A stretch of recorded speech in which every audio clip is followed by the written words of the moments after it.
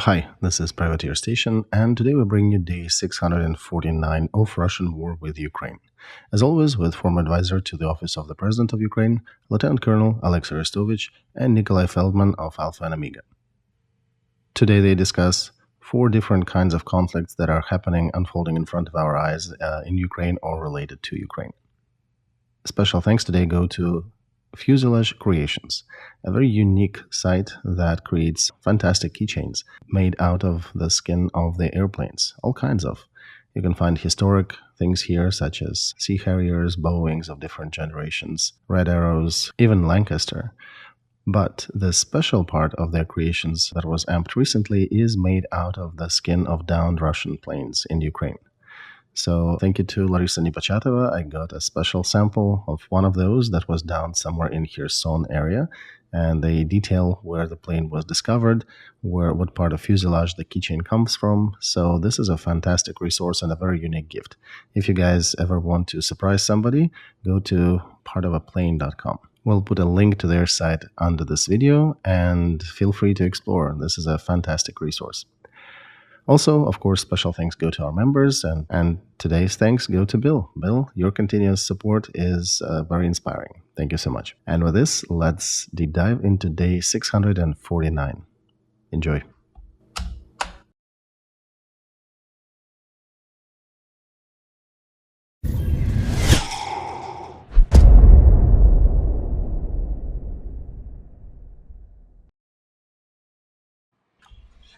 Good evening, everybody. This is Project Alpha. My name is Nikolay Feldman. It is 4th of December, day 649 of full-scale invasion by Russia into Ukraine. And Alexei is joining us on stream. Good evening. Yes, good evening. We have a lot of news collected over the week. Of course, the first of them will be related to everything that is surrounding the conflict of Zaluzhny and Zelensky. But before going to the top of that agenda, let's perhaps take a look at the front around Avdiivka. There are some controversial news coming. Deep State draws one picture, and the Institute for Studies of War is drawing a different one. So perhaps we can deep dive there first, and we'll bring that to the screen. What do we know? What can we say here? Because the Institute of Study of War is showing, you can see some grayed out zone where Russians are supposedly present, which is different from Deep State. Well, let's be careful optimists using do no harm principle. So Deep State is showing that there is some movement on the north. In the south, they also showed some motion, but then there were other set of news coming out that our troops actually went into counteroffensive and even pressed the Russian troops back. I would still remind that all these movements, 200 yards one way, 200 yards another way, this is not exactly our level of stream, Nikolai. It is difficult to talk about 200 yards gains or losses and then go talk about strategic level of the whole situation. So speaking altogether about Avdiivka, Russian troops are continuing their motion to close down the pincers, and my prognosis still remains pessimistic about Avdiivka. They were pessimistic for quite a while, and it didn't change. It doesn't mean that we are accusing our troops or our military command. It just means that our enemy is realizing their advantage, their numeric advantage that they have in this part of the front. And that road to Avdiivka, that lifeline between two pincers, the distance is only about 9 kilometers. So a mortar round, about 120 millimeter mortar round, can easily fly from one side to another. So it's impossible in the long term strategically to hold that perch, and the main thing would be to waste enough enemy's resources and to withdraw our troops timely. All right, then let's not dwell on this topic too long. Thank you for the update. Let's go to topic number one that is being discussed is continuation of conflict between Zaluzhny and Zelensky. And I think there are two key publications that surfaced after our previous stream. The first one was Economist, with an insight right after our stream, actually, about the relations of between Zelensky and Zelensky deteriorating, and they're just claiming them to be horrible. And then just recently, there was also publication of Ukrainian Truth, and they're basically saying that indeed the conflict exists, and the catalyst of this conflict recently was happening in the face of Lloyd Austin, who, after a visit, did mention that Zaluzhny criticized Zelensky on different topics, and he's saying that he is creating obstacles in his work and actually breaking apart the command chain in the army. And that caused an additional situation between Zaluzhny and Zelensky after this visit of Lloyd Austin. So supposedly conflict is going. Supposedly president is sarcastically joking about commander-in-chief who has to tolerate all that, and people and close ones to the conflict are saying that they're expressing rather large amount of enmity to each other. So, Nikolay, let's take a look at it from a little grander perspective. There are three conflicts, actually, and then there is a fourth. So first conflict is Zelensky and Zaluzhny conflict, a conflict between military and politicians. Second is the conflict of our politicians with reality. And third is the conflict with the West. The article in Washington Times, the one that's accusing Zaluzhny, Washington Post, yes.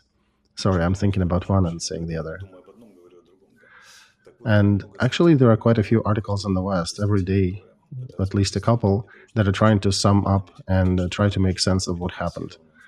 And on the West, there is a informational wave with a task, what appears to me, as to throw the responsibility onto Ukrainian side.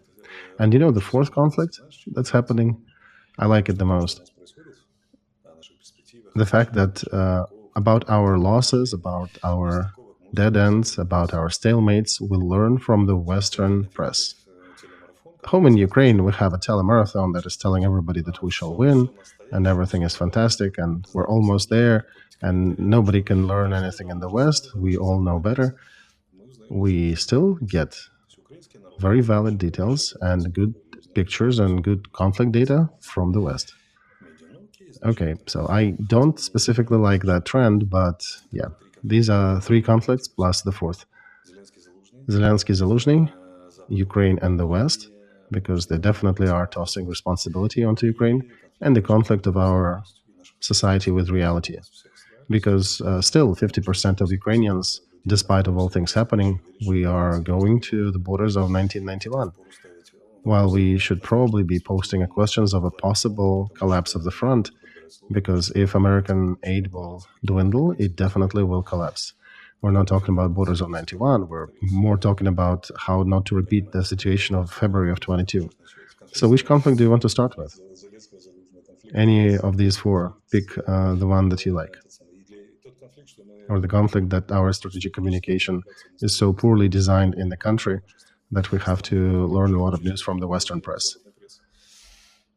Well, Alexei, I think that majority of Ukrainians are predominantly interested in the conflict between commander-in-chief and superior commander-in-chief, a president, because that can color the political agenda for probably years to come. So it may be a key question if president will fire Zaluzhny, if he will replace him with Syrsky, and if he does, what will be the consequences? All right, let's start with this, but I insist that we do not forget the other conflicts.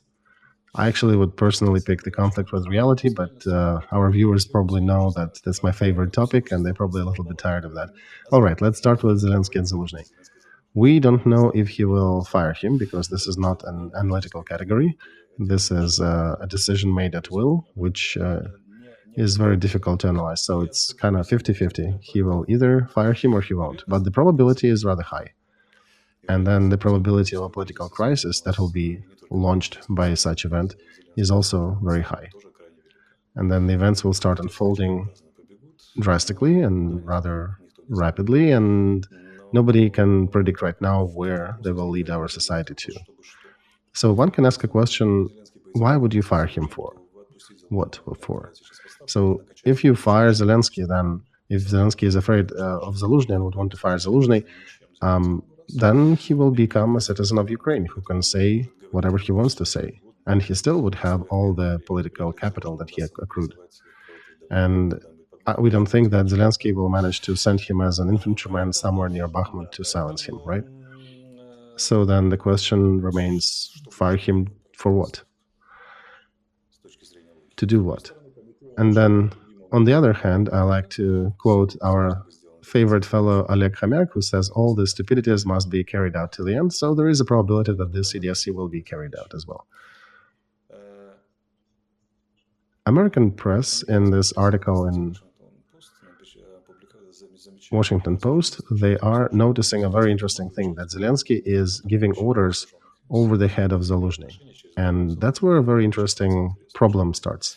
The main principle of military that creates a military as a single group, as a single force, is called unity of command. If there is no unity of command, there is no army. And that's what I wanted to say here. We do not have an army right now. Remember, in Alpha&Omega, we had a sniper, some fellow from the front with a lot of experience. He was saying that Ukraine doesn't have an army yet. We are going to have an army. We're heading in that direction. And that's what I think I should support right now, because we have a fighting force with a rather large anarchic element to it, because army is a cut of the society. So we do have anarchy in our society, we have anarchy in our military. The question is, who is responsible in that? And the answer is very simple. The fish rots from the head. So if one asks who is the main commander, who is superior commander, who can command over the head of commander-in-chief, you get an answer. And why unity of command is so important, this is a core principle that makes a group of people armed with all kinds of weapons, from clubs to atoms to tanks and modern weaponry. This principle turns a group into a military force, into an army. And that principle tells that only one commander can command a soldier at any time. And you have different levels of commanders above you, but if you are an infantryman, you have a platoon leader over you, then there is a company leader, then there is a battalion leader, and so on and so forth. It makes it a little more difficult when there is a shared service like artillery or missiles or logistics or decontamination services, but even then, you have to follow through the chain of command. And I'd explain why.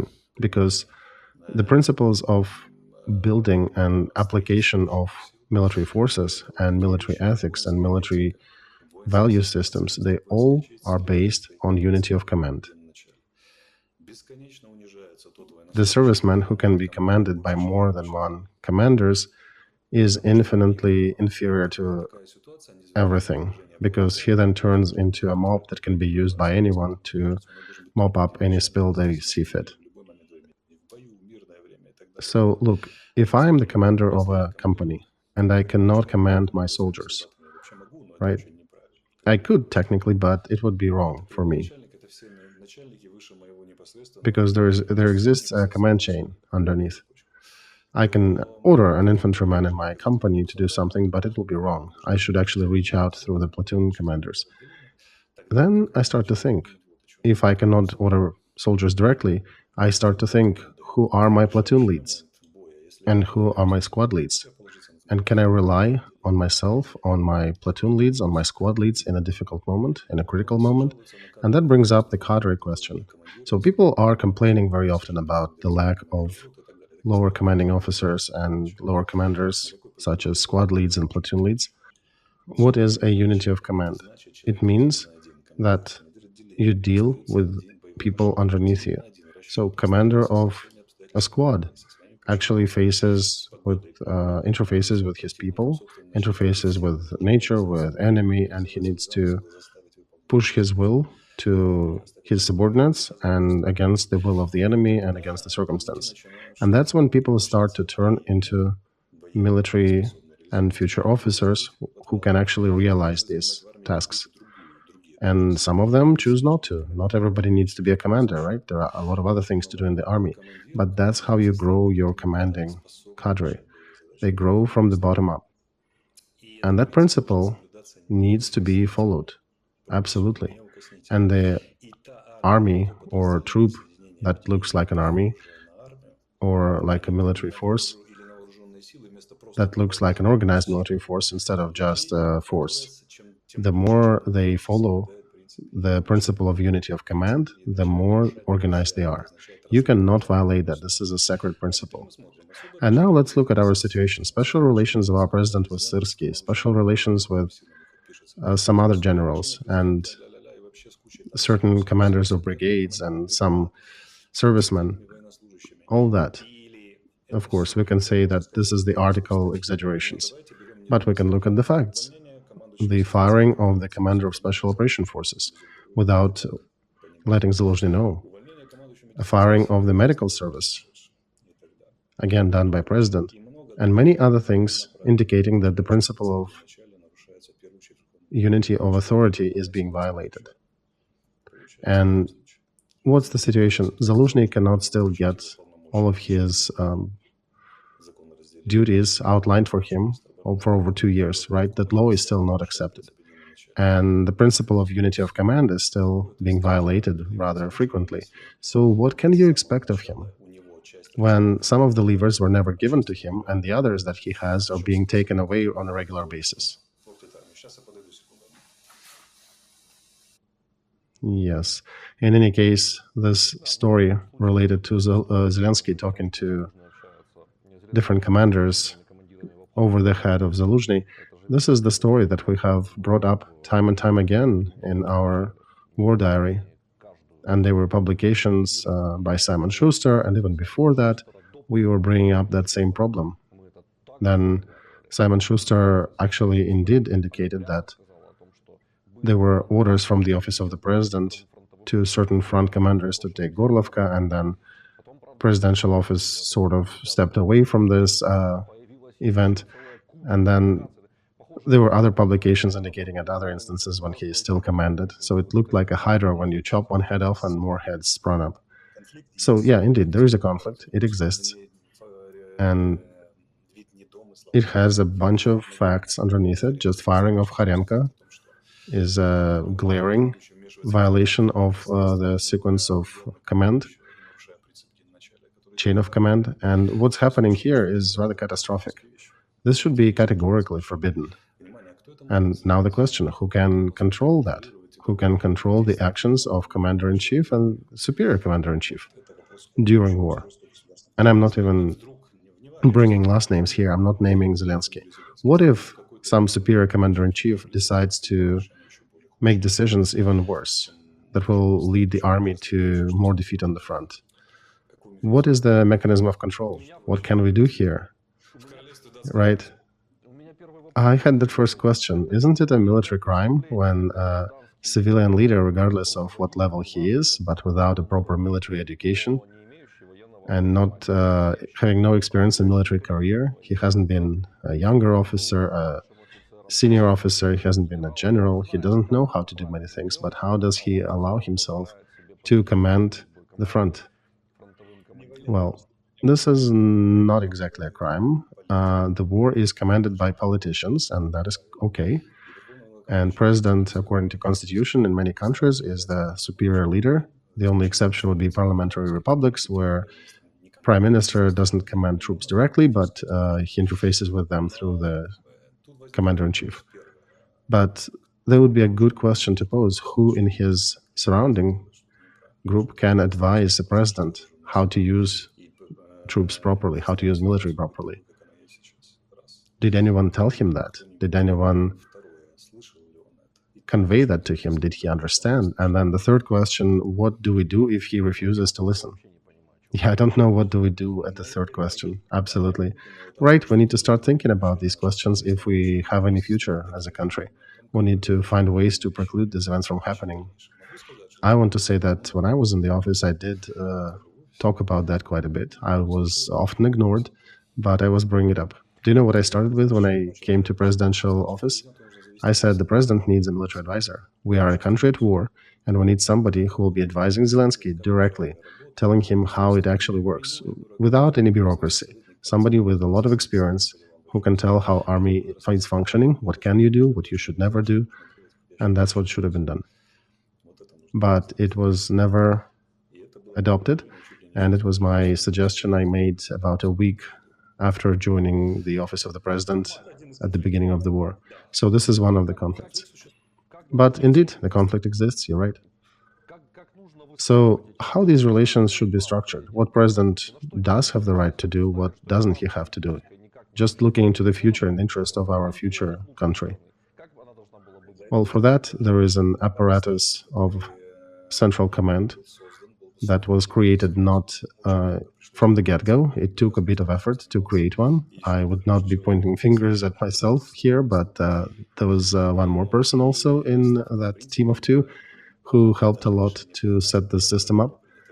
But basically, that allows for communicating and making collective decisions on the higher level. But how should I put it delicately? We have a rather authoritarian way of conducting these meetings and central command sessions. Despite direct objections by Zaluzhny, he is often being overridden. So, for example, the problem of Bakhmut, which is indicated in the article that we brought up, they are bringing up that question. Why is Bakhmut, why are you guys wasting so much effort and so much resources on Bakhmut? And if you notice, it's bureaucrats who are answering this question. Ukrainian bureaucrats are answering that it is an important point in our defense, we cannot lose it. Military people are not answering this question.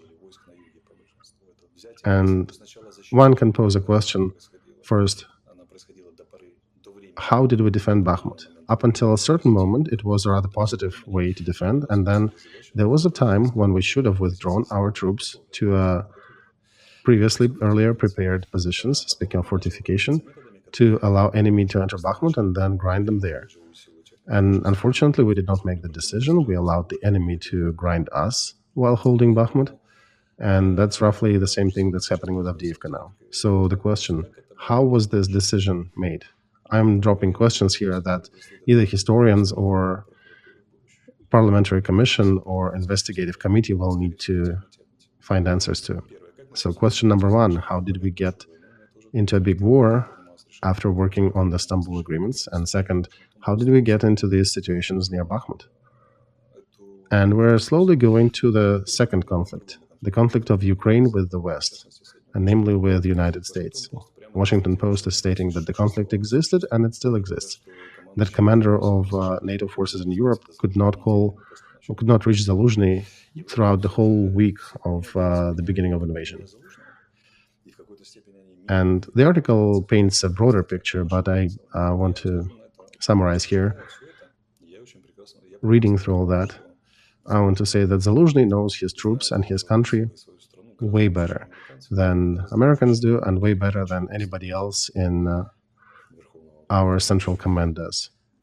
He knows what the army can do and he knows what the army cannot do. And on the fourth day, if it is true what's written there, on the fourth day of the counteroffensive, he changed his plan when he saw that nothing is working as they were planning to. And he refused to concentrate everything on one push, so he refused to follow the guidance of the Western advisors to create one iron fist. And then he played a different strategy.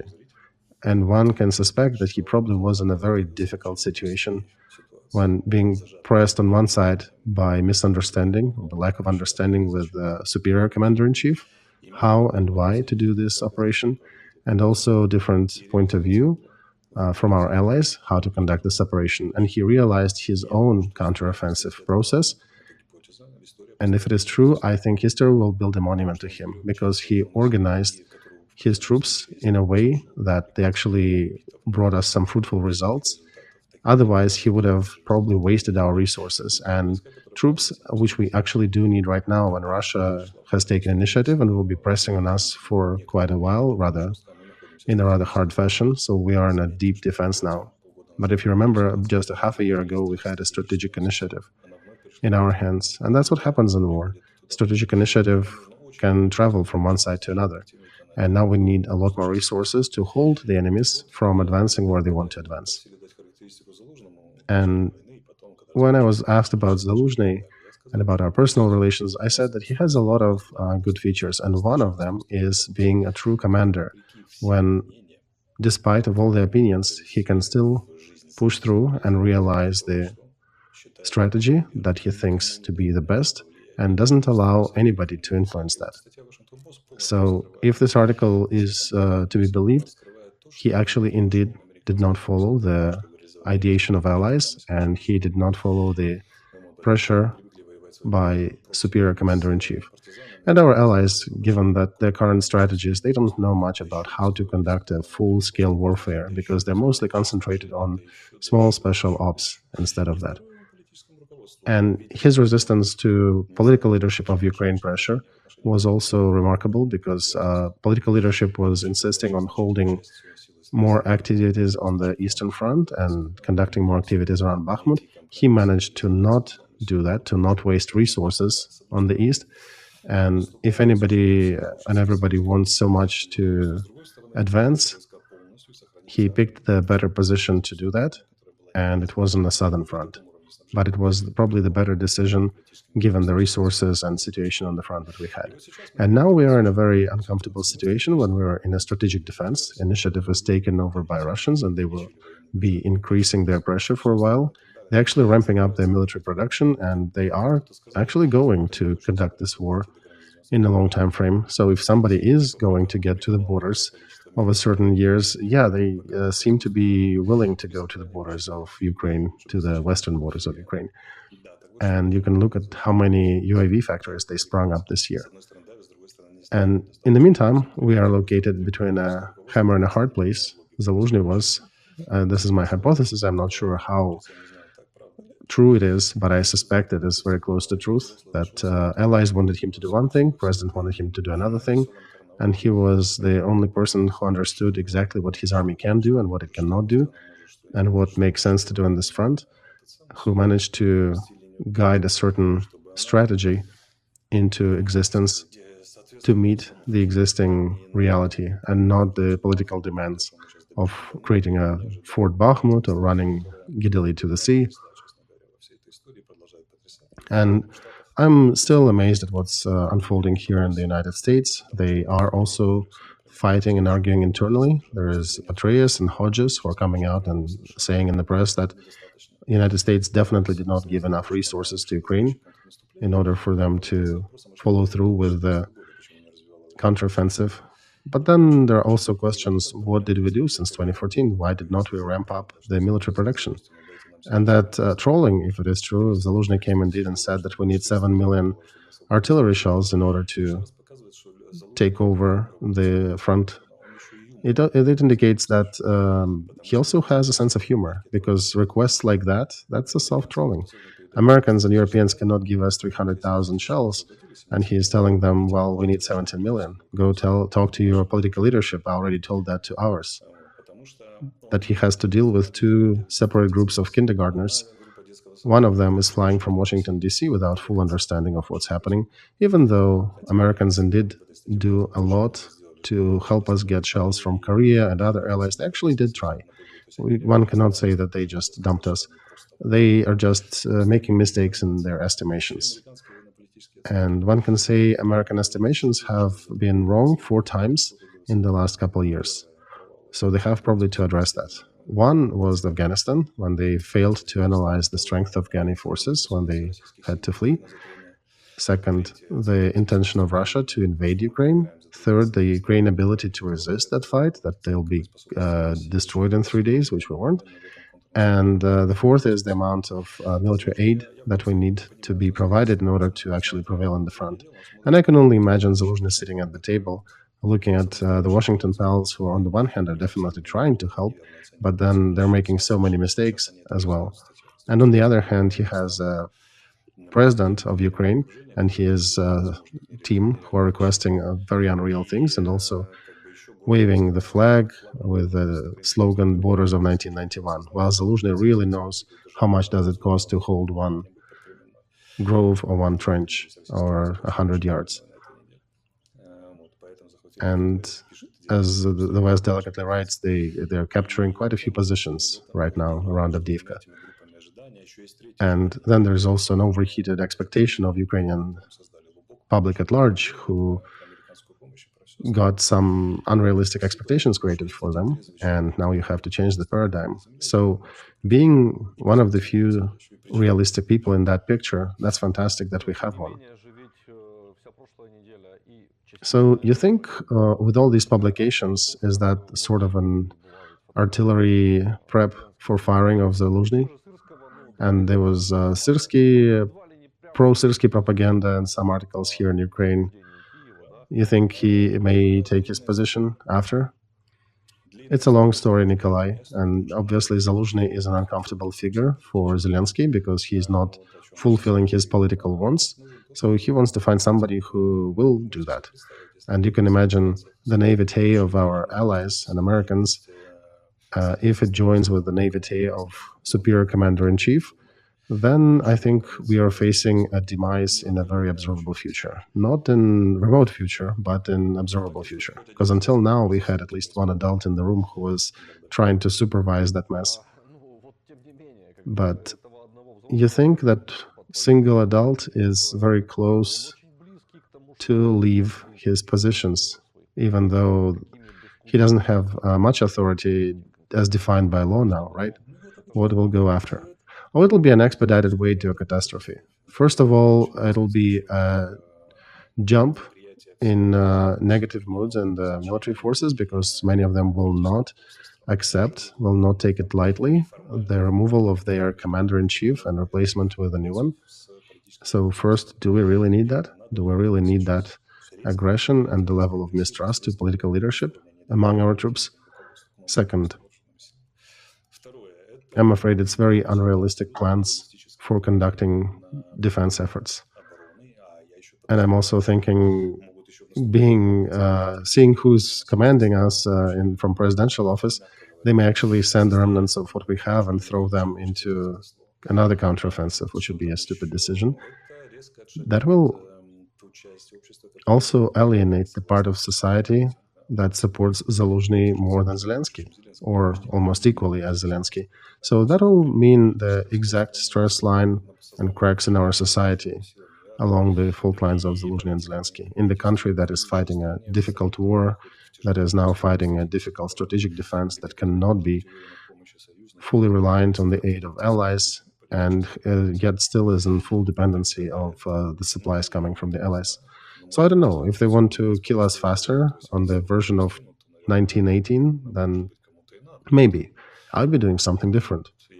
I would give Zaluzhny more responsibilities. I'd give him more levers and more ways to work.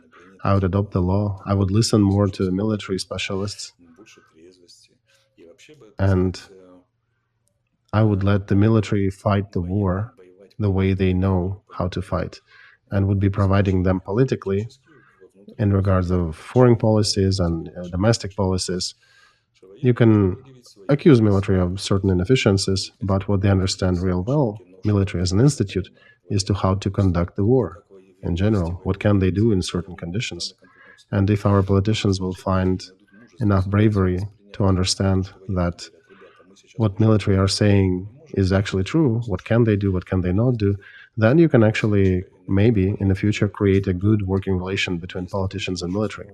And then if they find somebody else who can explain it well to people, which they've been facing some difficulties with since the 17th of January of 23, right, in the area of strategic communications, that would be fantastic. But I'm afraid none of these things will happen because I unfortunately know these people, I know their system of relations, and I don't believe they have it in them to go for a positive route right now and for all these changes. Okay, let's say something that we were supposed to say at the beginning of this stream, because just like at the previous streams, we're helping our warfighters in different parts of the front.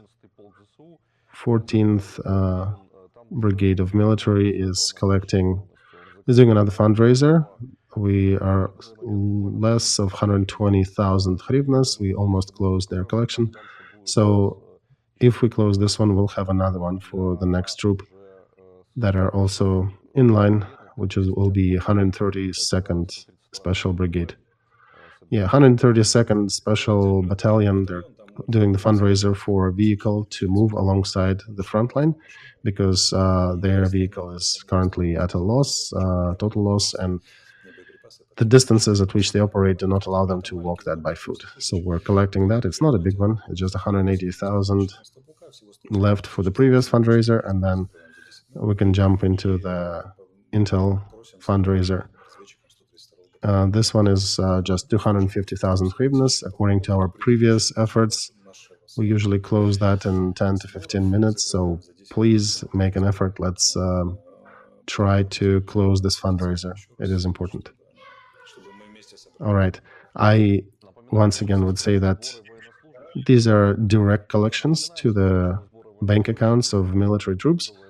We only support them with marketing, so to say, with the media effort. We do not touch this money.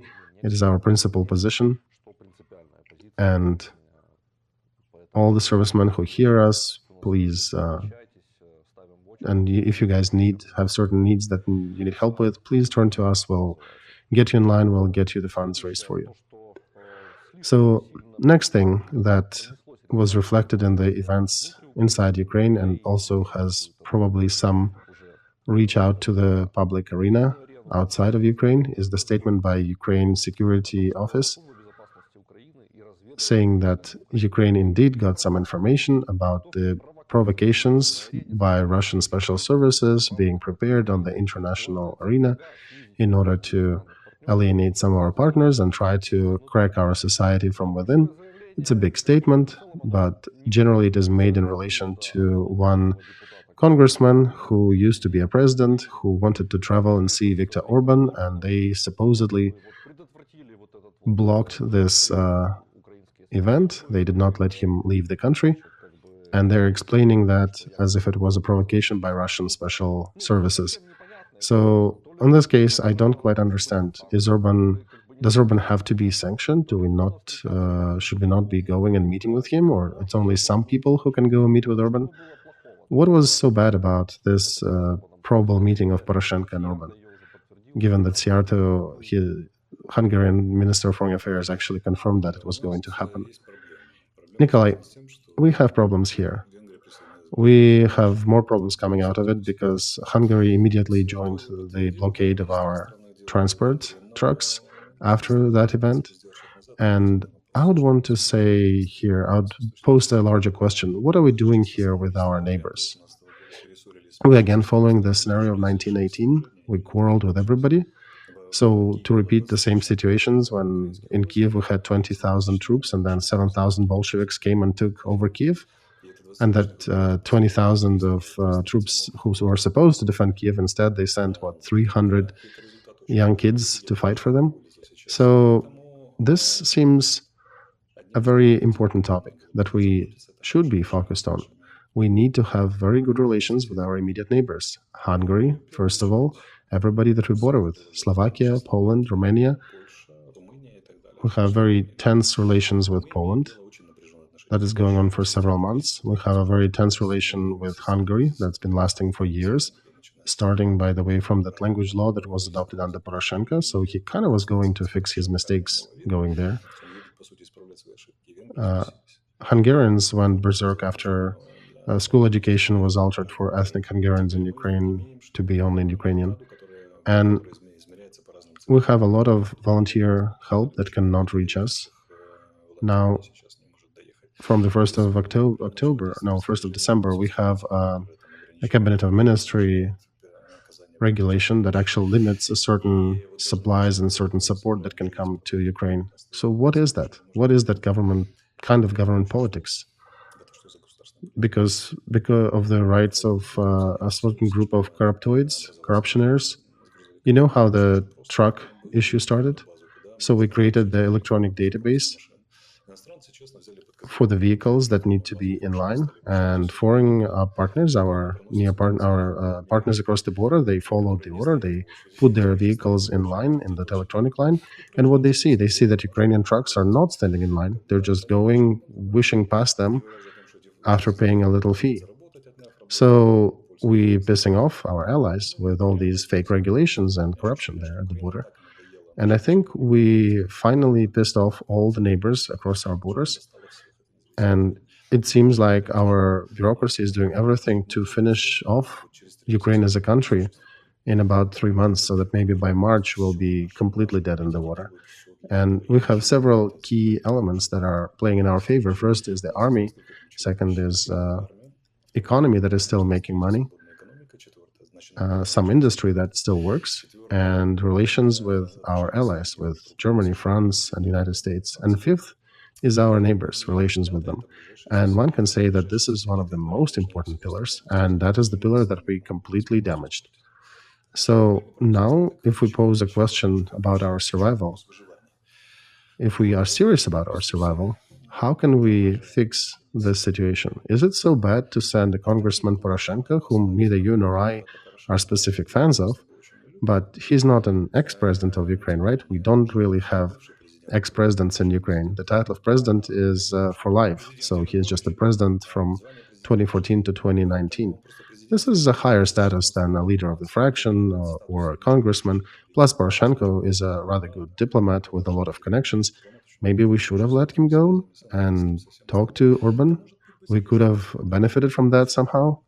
Because if you listen to authorities, they would say, well, we would do that reform. We would be more effective in economy. We would be more effective in judicial system, but we have no time. We're so spread thin with the war effort.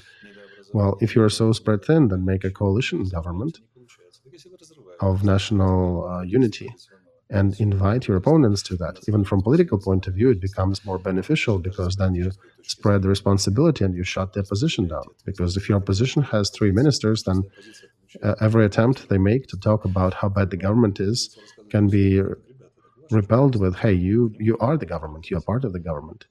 So just creating that would allow us to win maybe 3 or 4 months and would give a certain, in terms of saving time for economic development, and would send a very strong signal to our American allies and show that, like Israel, we can create a government of unity, who can create a government that is representing very different forces, but can still work together. But we're not doing anything of that kind. We are blocking the movements of our opposition. Do we really need these news on the verge of voting in the United States for the budget? Do we want to have headlines that the leader of the biggest opposition party was not let out of Ukraine for a diplomatic visit? But this is only half the problem. I'll tell you another story. I, with some good people who have very long-lasting friendship, decades-long friendship with Republicans, have actually invited American senators 3 times, very influential, definitely the top of Republican Party, to come to Ukraine to meet the leadership of Ukraine. And we've done it 3 times. Senators came over, trusting the word, and 3 times at the last moment, the meeting was denied. And at the end, they start asking questions. What are we, kids for you, children, that we fly across the ocean and then you just dump us? And that happened on 3 occasions. Not 1, not 2, but 3.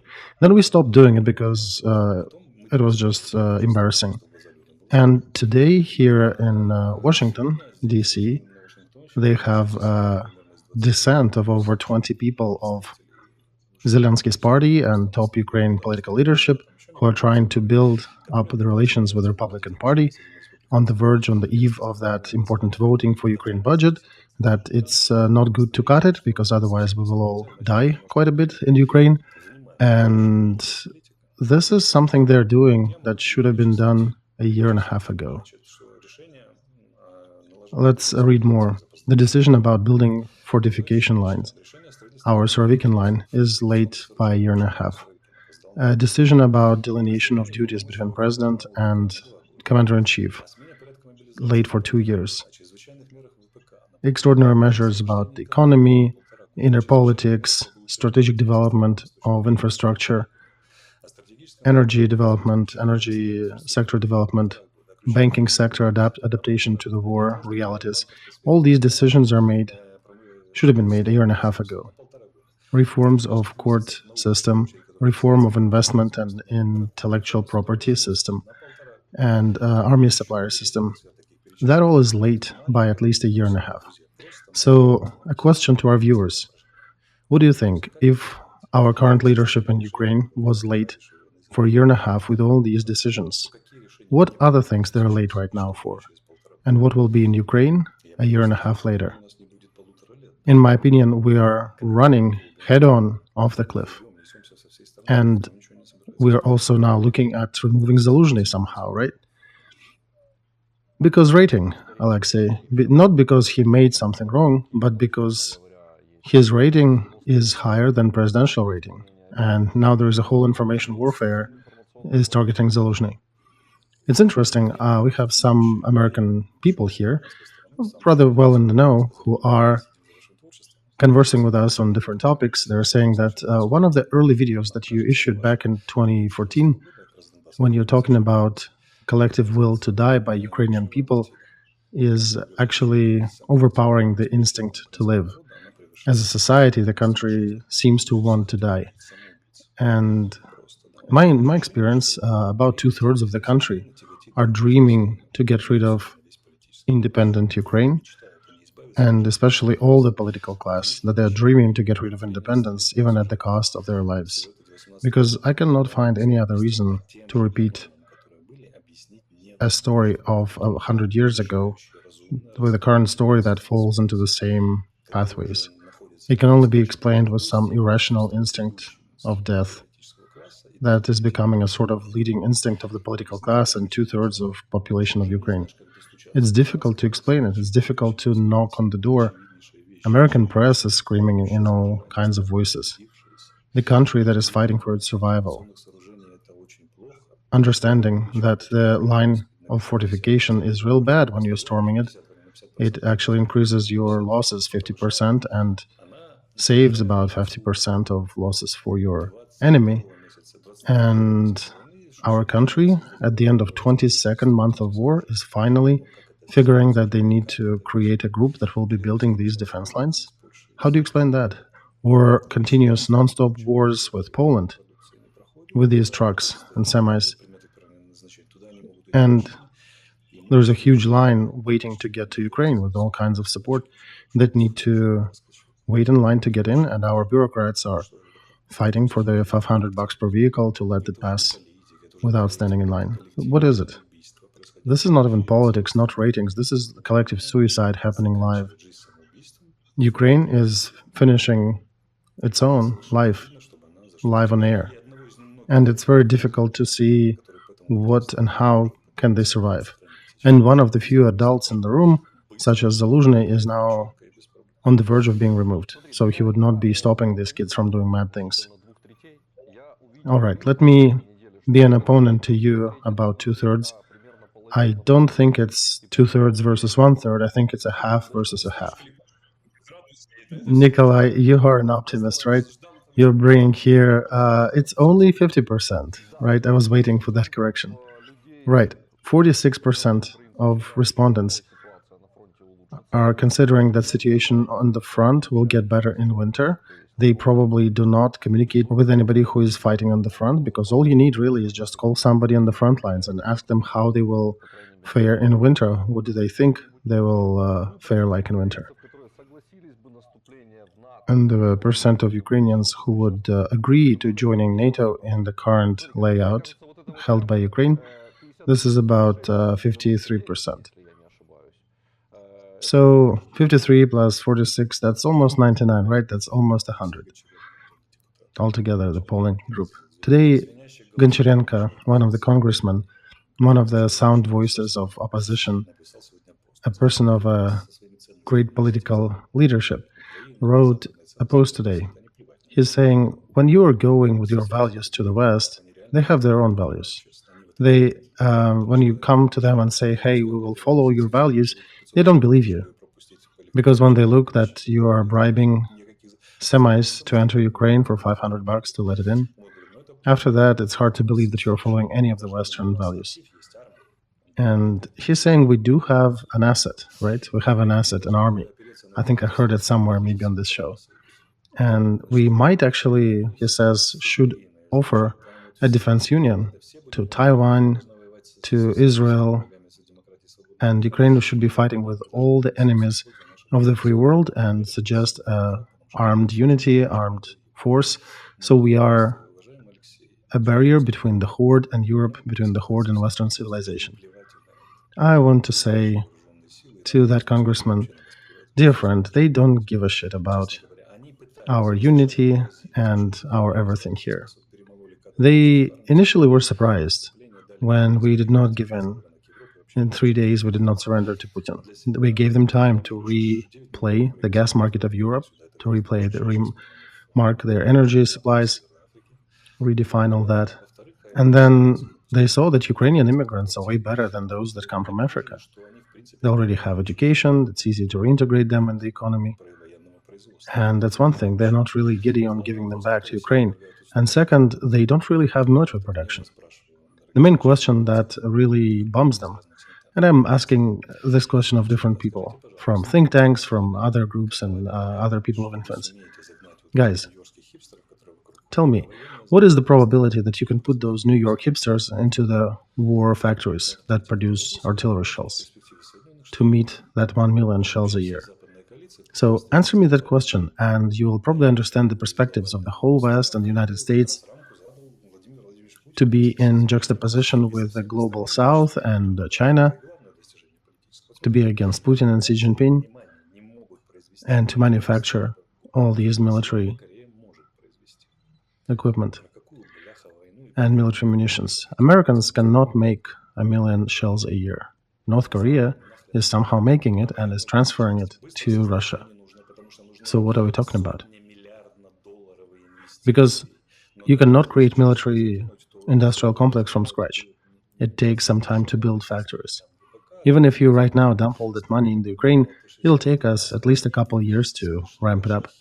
We're now laughing at Russia when they raise tanks from some bogs, from conservation, and try to cannibalize 10 to build one.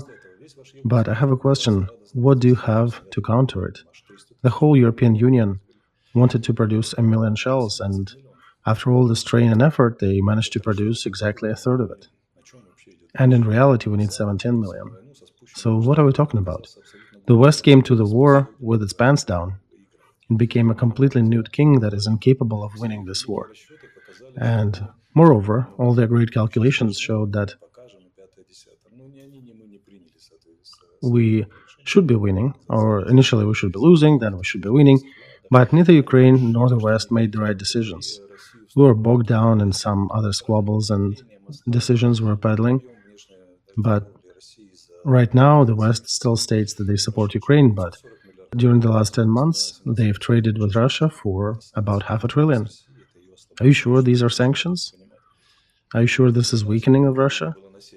I understand if their fall would be 70 or 50% in commercial trade in Russia, but these 15% fall, what is that about? So all I want to say here is that it seems it's not only Ukraine who wants to suicide itself. Collective West seems to be also on the same bandwagon. And the more I'm observing it, the more I think that the West really doesn't have a chance in fighting against China. They're laughing at Russia, having lost 300,000 troops to achieve their military goals. Then I want to ask them, you idiots, are you ready to waste 300,000 people, or even 100,000, to defend the Baltic countries? I suspect after the first 10,000, they'll give up. And finally, they don't even have shells, right? So the war, American style, is what? Yes, they launch Tomahawks, they use aviation to bomb some positions, but after that, there would be 1 million Russians, 1 million Putin troops being transported to the front, who crawl into your trenches and fight you hand to hand. You will not be able to stop them with more Tomahawks. You'll need to be fighting and overpowering them hand to hand on the distance of a grenade throw. And Ukraine is the only country that is capable of doing that and has been doing that for the last 2 years. But how did you help Ukraine? You gave us 160 billion aid. Wonderful. Greece got 300 plus when they had economic crisis, without much qualms. So what is going on in our relations with the West? And now we're also being accused of not doing the counteroffensive right, not fighting right. I'm telling you, we have more interesting conflicts than the conflict of Zelensky and Zaluzhny. We have a conflict of collective desire of Ukraine to suicide itself and the West wanting to suicide itself, and also a collective squabble between Ukraine and the West trying to determine which side is guilty for the current state of things. It's like in that anecdote about the guy who was walking around and asking what year it is. As I said, my friend, I initially wanted to smile at him and then thought that he is actually blessed.